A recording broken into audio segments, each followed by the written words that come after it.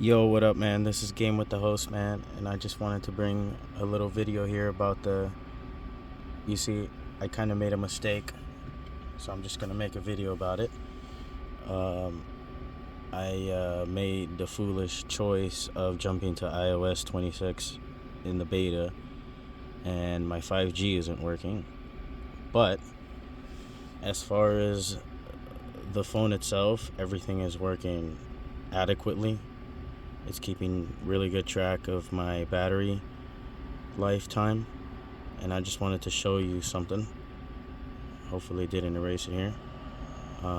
So pretty much what I want to explain here on this page is the battery life of the iPhone 15 Pro in the iOS 26 beta.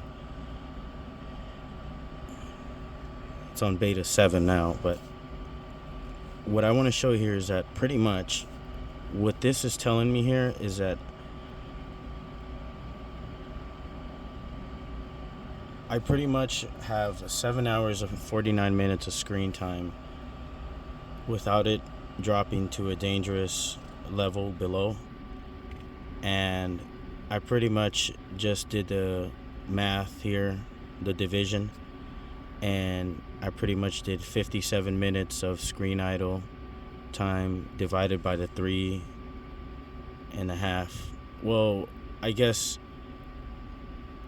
I'm not going to include this charge that happened at 12, this full charge that happened at 12 a.m.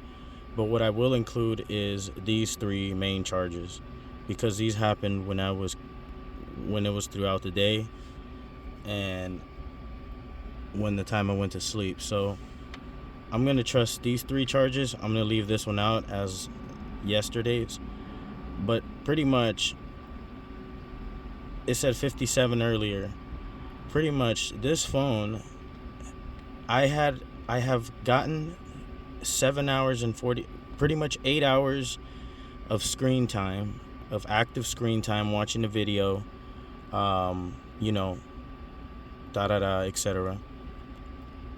So I divided the 57 by the 3, and that gave me 19 minutes of at least up to 70% charge right here, up to 70% charge or 80 or 90% charge right here, and then about another 80% charge here. So that's what that tells me, is that from 12 a.m. that I was not using the phone, I charged it in between that first charge. Then that helped it last until when I woke up, which is around this major charge here. And around that time, I kept it on low power mode. It went down gradually because I was using it also. And mind you here, if we assume that the screen idle time, 57 minutes is what it said earlier. If we assume that we did 57 minutes idle time, then that would indicate that for any reason that I stopped using the phone, we can assume that the division divided by 3, it would be 19 minutes that the phone was charged in between every single charge, and not counting the fact that I had the phone down and I wasn't using it, but it was in low power mode. But these three charging indicators, these three charging information here really indicates that at this point,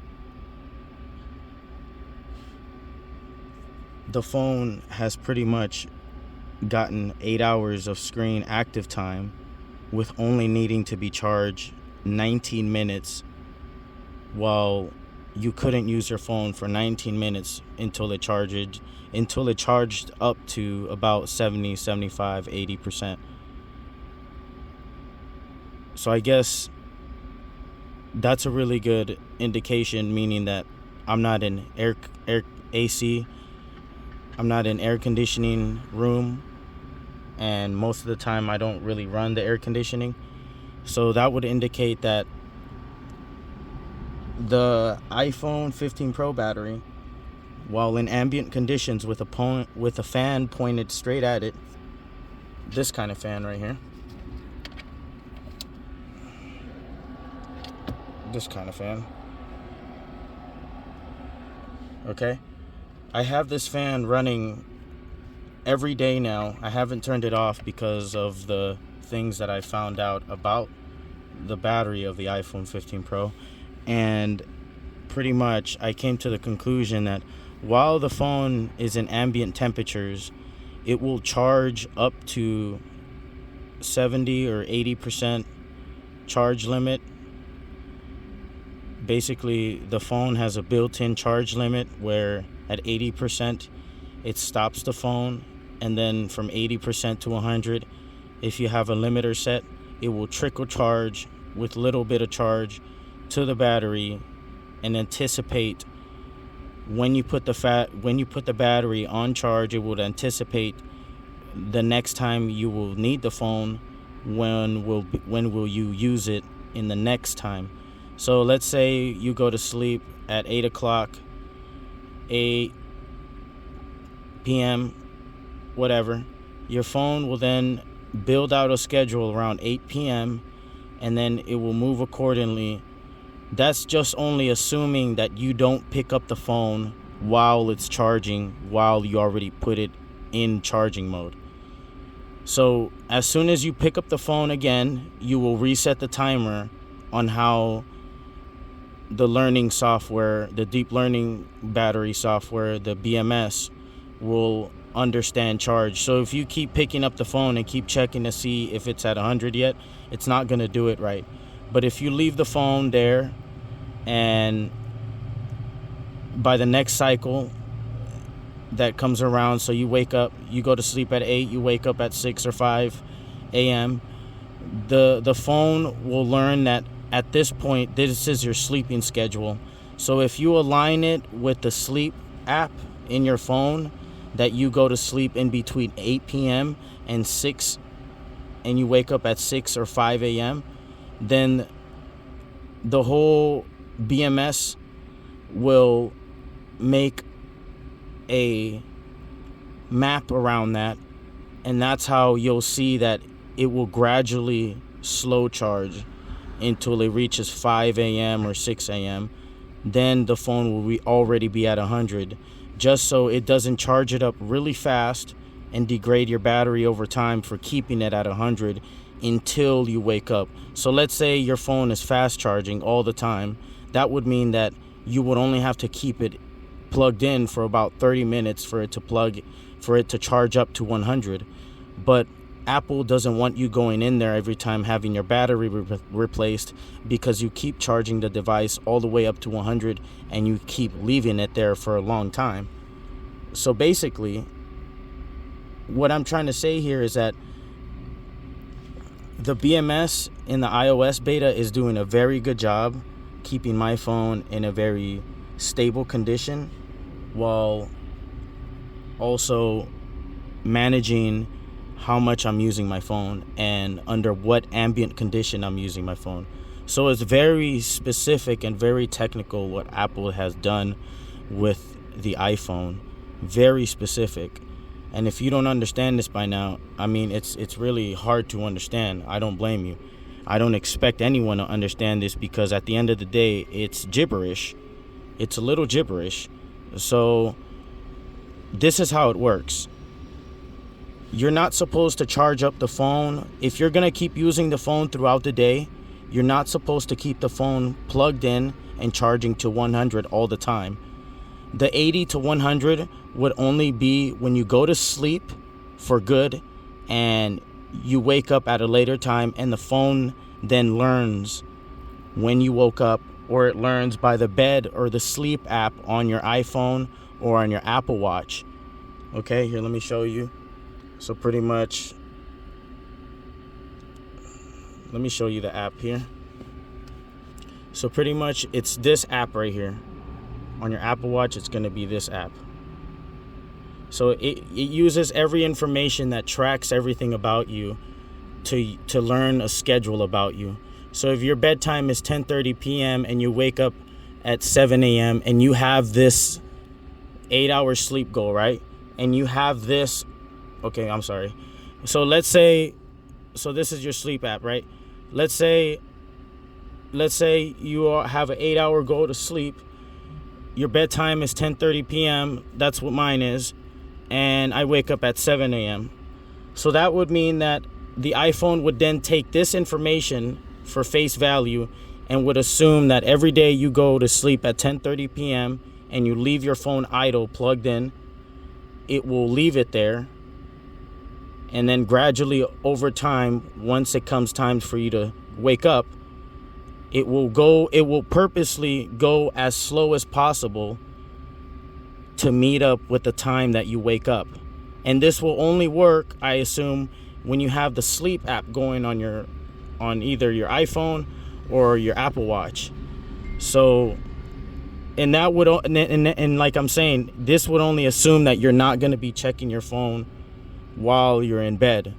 So you're going to plug it in and you're just going to, like leave it plugged in until you wake up at 7 like I do. And that's pretty much what I feel like how it works, because I'm always monitoring this thing, and I just want to place my feedback about it and pretty much maybe let some other people know if they're having some kind of issue with this. And also for a replacement screen, you would have to reset your settings if that's an issue.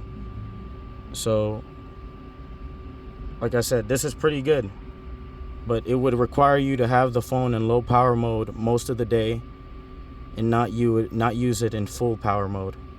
And you would at least have to charge it 3 times throughout the day to at least get 8 hours of screen time for the whole day. And your phone is still powered up by the end of the charge, which is, as you can see, is still good charge, 56%. So at this point, my phone has lasted me about so the phone has been on and hasn't lost power, hasn't been shut off for whatever reason. I didn't run the battery dry for about,